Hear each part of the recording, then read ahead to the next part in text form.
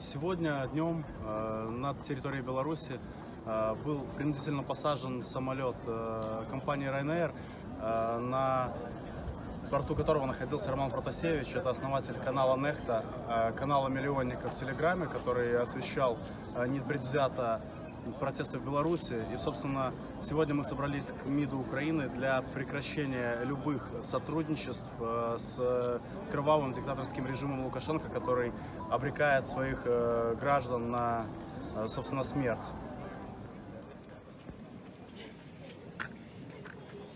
Обеспокоенность.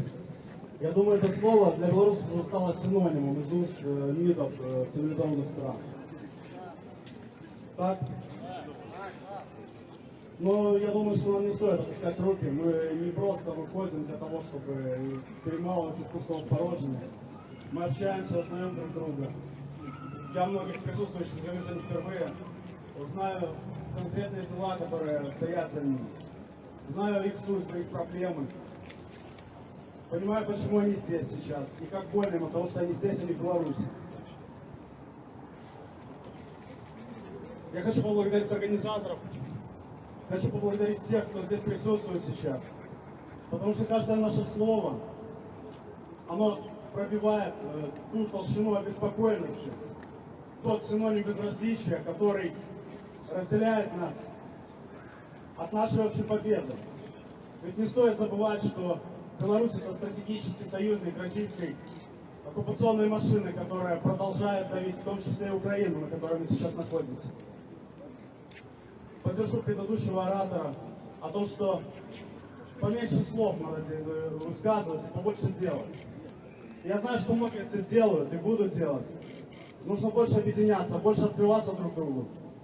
Нужно становиться единым фронтом, показывать тем узникам, которые сейчас находятся в Беларуси. С каждым днем их все больше.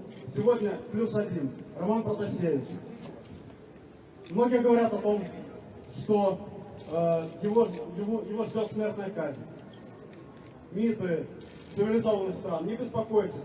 Возможно, не смертная, возможно, 12 лет, и через 5 лет его сгноят. Его уничтожат физически и морально. Обеспокоенность. Я думаю, что всем здесь присутствующим, и украинцам, и белорусам, и всем, кто нас услышит, потому что мы выходим и пытаемся достучаться до всех, дойдет, что эта обеспокоенность может коснуться каждого.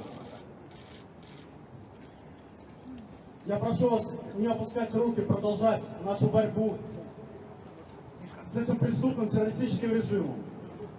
Чтобы все министерства, а главное люди всех этих министерств и граждане всех этих стран, министерства которых высказывают обеспокоенность, осознали, насколько это ужасно, когда в 21 веке на территории Европы находится террористическая организация, в территории государства, в территории республики. Любое сотрудничество экономическое, культурное, логистическое, абсолютно любое сотрудничество, любая копейка, которая идет на содержание этого режима, она идет на подпитку этого террора. Прошу каждого по всем возможным средствам связи, общения, об этом уже говорилось, я еще раз скажу, пытаться достучаться до всех, чем чревато сотрудничество с этим режимом.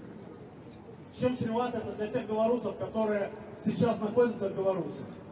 И просто тех обладателей паспортов еще с советским гербом, которых могут просто достать с неба или из любого другого государства, насколько бы оно было цивилизованным или нет.